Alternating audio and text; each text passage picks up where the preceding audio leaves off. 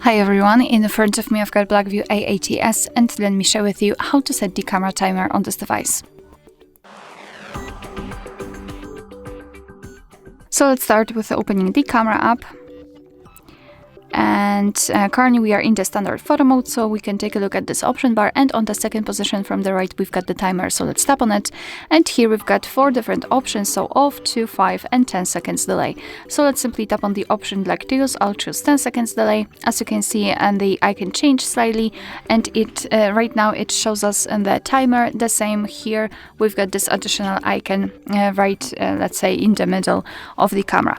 So all we have to do right now is to tap on the shutter button, and from now on our device will count down from 10, 5 or 2, I believe, depending on which option you've chosen, and after the time it will simply take a photo.